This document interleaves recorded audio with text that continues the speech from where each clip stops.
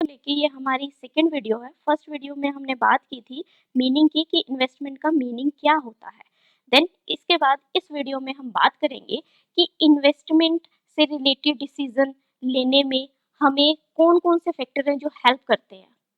कैसे हमें पता चले कि हमें इन्वेस्टमेंट करनी भी चाहिए या नहीं करनी चाहिए। देन इससे रिगार्डिंग हम पहले इन्वेस्टमेंट का जनरल मीनिंग लेके चलते हैं कि कहीं पर भी अगर हम इन्वेस्टमेंट कर रहे हैं, दैट मीन हम क्या चाहते हैं कि हमें कुछ ना कुछ इनकम अर्न हो, कुछ ना कुछ प्रॉफिट मिले। दैट मीन इन्वेस्टमेंट क्या था? द एक्शन और process of investing money for profit. Okay, या फिर हम क्या कह रहे थे, मेनली जो आम पब्लिक होती है वो क्या करती है, उसके माइंड में होता है कि बैंक में मनी डिपॉजिट करवा दो एंड बैंक जो है वो उस मनी के ऊपर कुछ ना कुछ जो रेट ऑफ इंटरेस्ट जो उन्होंने रखा होता है उसको कैलकुलेट करके वो उनको कुछ आफ्टर 1 ईयर 2 ईयर जितना भी टाइम स्पेसिफिकली टाइम है उसके बाद वो उनको जो एक्चुअल अमाउंट थी उसमें ऐड ऑन करके वापस करेंगे। तो यहाँ पर हम देख लेते हैं जो हमारे केन्स है, according to Keynes in economics, उन्होंने क्या कहा है? उन्होंने कहा था कि investment is the increment of capital equipment. तो अब ये कैपिटल इक्विपमेंट क्या थे? यानी हमारी कैपिटल एसेट थे जिसमें हम ले रहे थे मेनली, फॉर एग्जांपल आप ले सकते हो बिल्डिंग, ले सकते हो लैंड, ले सकते हो मशीनरी, ले सकते हो टूल्स, ले सकते हो वो सारी एसेट जो लॉन्ग टर्म में काम आती है एंड जिसकी वजह से क्या होती है? इनकम जनरेट होती है। देन उसके बाद अब हमें ये देखना है कि इन्वेस्टमेंट के डिटर्मिनेंट्स कौन से हैं, कौन से ऐसे डिटर्मिनेशन रहते हैं जिसकी वजह से हम ये डिसाइड करते हैं कि हमें इन्वेस्टमेंट करना है या नहीं करना है। तो उसमें फर्स्ट वन आता है आपका मार्जिनल एफिशिएंसी ऑफ कैपिटल, जिसे हम MEC कहते हैं, and second is rate of interest. अगर हमें इन दोनों के मीनिंग क्लियर हो जाएं तो हम इजिली डिसाइड कर सकते हैं कि हमें इन्वेस्टमेंट करना चाहिए या नहीं करना चाहिए। बिकॉज अगर आपकी जो MEC है वो ग्रेटर देन हो जाती है ROI, that mean rate of interest के, देन वो सिचुएशन क्या है? वो फेवरेबल सिचुएशन है। यहाँ पर आप क्या करेंगे? इन्वेस्टमेंट डेफिनेटली करेंगे, मतलब इंक्रीज इन इन्वेस्टमेंट होगा। देन अगर आपकी जो MEC है वो लेस देन हो जाती है रेट ऑफ इंटरेस्ट के, देन सिचुएशन क्या है? अनफेवरेबल है। दैट मीन आप यहाँ पे इन्वेस्टमेंट को क्या कर देंगे? डिक्रीज कर देंगे।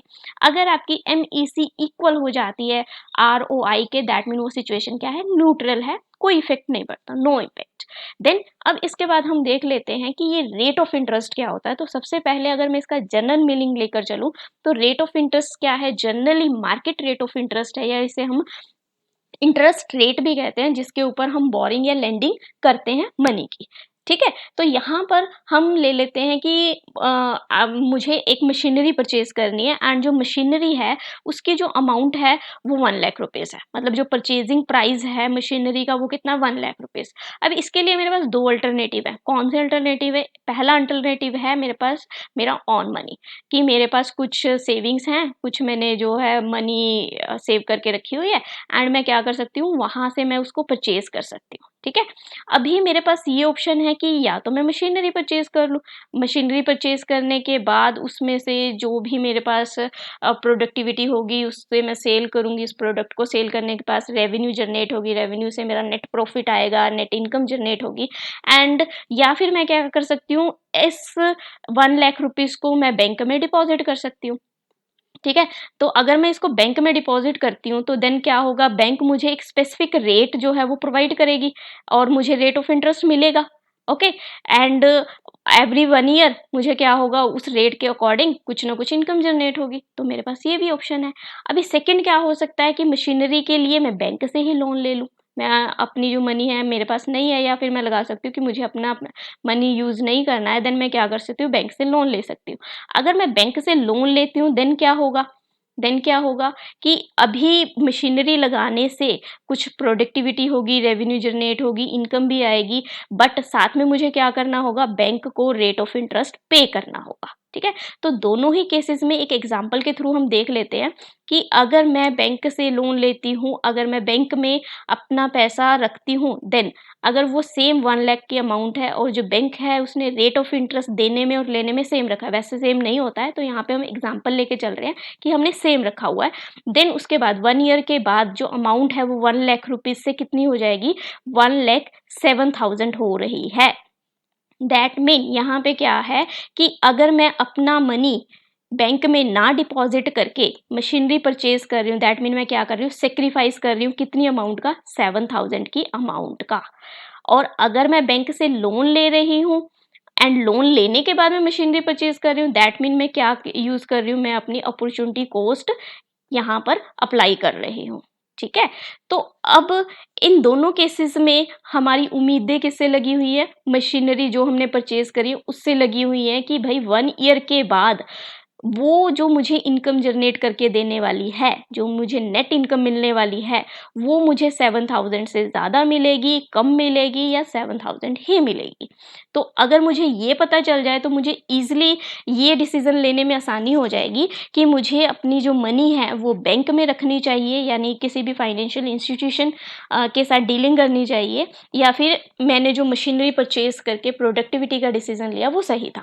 तो ये हमें डिसाइड करने में हमारी हेल्प करती है हमारी MEC, यानी हमारी मार्जिन एफिशिएंसी ऑफ कैपिटल। तो सबसे पहले जो हमारे फर्स्ट इकोनॉमिक्स थे अर्विंग फिशर, उन्होंने 1930 में इस कंसेप्ट को यूज किया था। मतलब 1930 में जो अर्विंग फिशर थे वो फर्स्ट इकोनॉमिक्स थे जिन्होंने जो हमारी MEC है उसको यूज किया था। एंड उन्होंने जो नेम दिया था वो दिया था rate of return over cost. तो यहाँ पर आप मीनिंग से ही क्लियर कर पा रहे हैं, rate of return over cost, यानी जितनी मेरी कॉस्ट है उसके ओवर में, मतलब उसके बाद मुझे कितना रिटर्न मिल रहा है, कितना मुझे रेट मिल रहा है। देन उसके बाद उन्होंने मीनिंग इसका बड़ा ही इजी वे में दिया कि आप इसे क्या कह सकते हैं, एक्सपेक्टेड रेट ऑफ प्रॉफिटेबिलिटी भी कह सकते हैं, कि एक न्यू मशीनरी को परचेज करने के बाद, किसी भी न्यू कैपिटल एसेट में इन्वेस्टमेंट करने के बाद जो आप एक्सपेक्ट कर रहे हैं इन फ्यूचर कि आपको इतना प्रॉफिट मिलेगा, इतना रेट ऑफ प्रॉफिट मिलेगा। देन उसके बाद इन्होंने जो प्रोस्पेक्टिव यार्ड है उसको बड़े ही इजी वे से समझाया एंड सप्लाई प्राइस के बारे में बताया कि जो प्रोस्पेक्टिव यील्ड है वो क्या चीज़ है, वो है आपका expected rate of profit from the additional unit of capital invested. तो आपने जो भी कैपिटल में इन्वेस्ट किया है, जो भी आपने एडिशनल इन्वेस्टमेंट की है आपकी कैपिटल में, उसकी वजह से आप कितना रेट ऑफ प्रॉफिट एक्सपेक्ट कर रहे हैं इन फ्यूचर।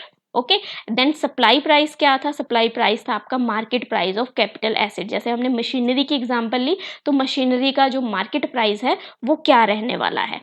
देन अगर मुझे मैथमेटिकली इसे कैलकुलेट करना है तो उन्होंने जो इसका फॉर्मूला दिया वो फॉर्मूला क्या था कि मार्जिनल एफिशिएंसी ऑफ कैपिटल को आप कैसे कैलकुलेट कर सकते हैं। आप कैलकुलेट कर सकते हैं आपकी expected profit of capital asset during its life time. यहाँ पर मैं सपोज कर लेती हूँ कि एक मशीनरी है, जो हमने एग्जांपल ली थी कि हमारी मशीनरी का प्राइस कितना था, 1 लाख रुपीज़ था। एंड एवरी ईयर, अभी मैं सेम लेके चल रही हूँ, हम कोई भी चेंजेस नहीं कर रहे हैं, तो एवरी ईयर मैं मान के चल रही हूँ कि उसमें 10,000 की मुझे जो नेट प्रॉफिट्स हैं वो हो रहे हैं। ठीक है, अगर मुझे 10,000 के एवरी ईयर हो रहे हैं और जो मेरी मशीनरी है वो तकरीबन 12 ईयर्स तक आप लगा के चलो कि बहुत अच्छी वर्किंग कर रही है, दैट मीन 12 ईयर्स तक मुझे कितना उसने इनकम जनरेट करके दिया, टोटल इनकम जो जनरेट करके दी वो हो गई मेरी 1,20,000।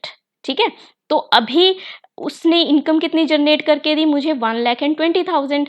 एंड जो मेरी supply price of capital asset, मतलब मेरी मशीनरी की जो वैल्यू थी वो कितनी थी, वो थी मैम मेरी 1 लाख रुपीज़।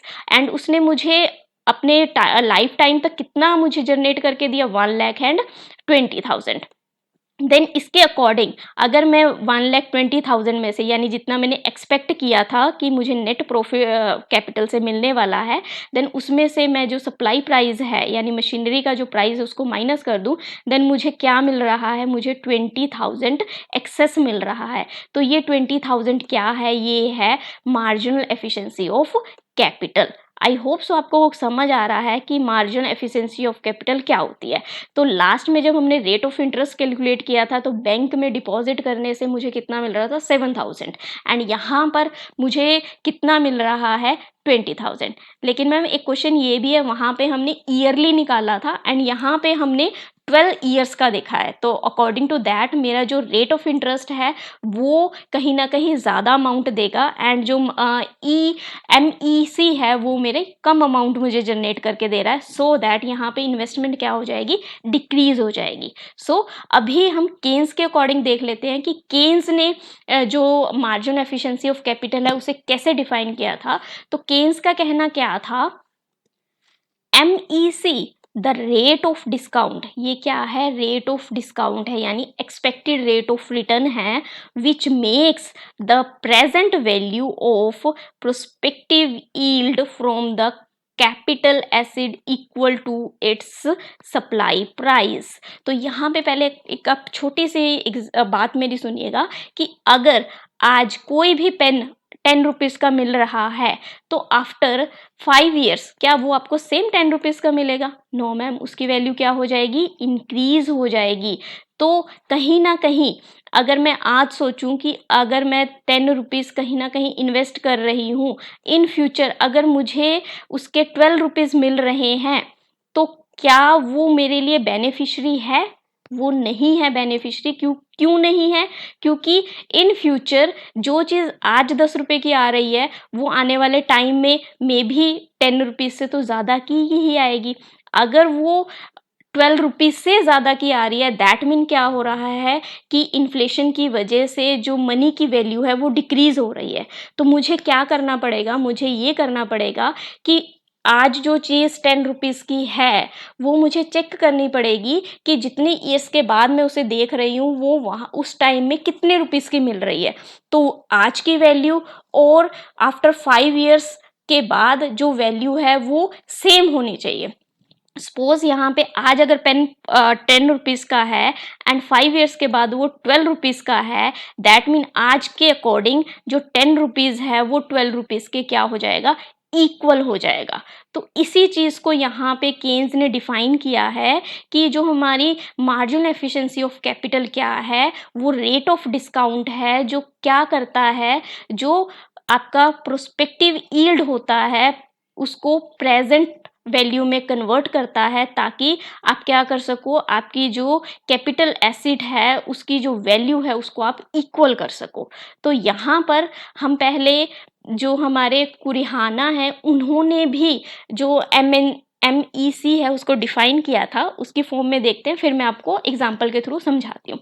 देन उन्होंने क्या कहा था कि जो हमारी मार्जिनल एफिशिएंसी ऑफ कैपिटल है वो एक रेशो है किसकी, प्रोस्पेक्टिव यील्ड डिवाइडेड बाय आपका जो सप्लाई प्राइस है वो। ओके अब दोनों ने ही प्रोस्पेक्टिव यील्ड लिया है, तो ये प्रोस्पेक्टिव यील्ड क्या चीज़ है, ये है आपकी sum total of annual net return expected from the capital asset और machinery over its lifetime. तो कोई भी जो आपकी कैपिटल एसेट है जितनी भी उसकी लाइफ टाइम है उसके अकॉर्डिंग एनुअली यानी एक साल में वो आपको कितना नेट रिटर्न दे रही है, कितना आप उसे एक्सपेक्ट कर रहे हैं, देन वो क्या है आपकी प्रोस्पेक्टिव यील्ड, यानी इन फ्यूचर कर रहे हैं ना, इन फ्यूचर, ठीक है। एंड सप्लाई प्राइस क्या है, सप्लाई प्राइस मीन्स वो प्राइस है जो एक एंटरप्रेन्योर या एक ओनर या फिर एक जो बिजनेस स्टार्ट करने वाला बिजनेसमैन है वो पे कर रहा है किसी भी एसेट को एक्वायर करने के लिए।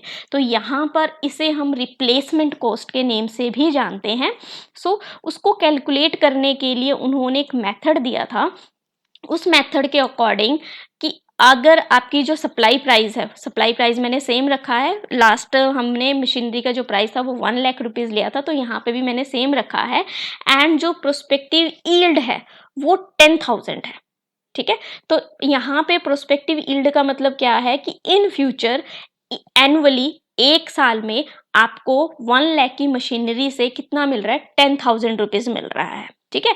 देन उसके बाद अगर मुझे रेट ऑफ रिटर्न देखना है, अगर मुझे एक्सपेक्टेड रेट ऑफ रिटर्न या मैं कहूँ MEC कैलकुलेट करना है, देन अकॉर्डिंग टू फॉर्मूला हमारा क्या था कि हमारा prospective yield divided by supply price, तो वही यहाँ पे पुट किया 10,000 डिवाइडेड बाय 1 लाख, तो इक्वल कितना आया हमारा 10%।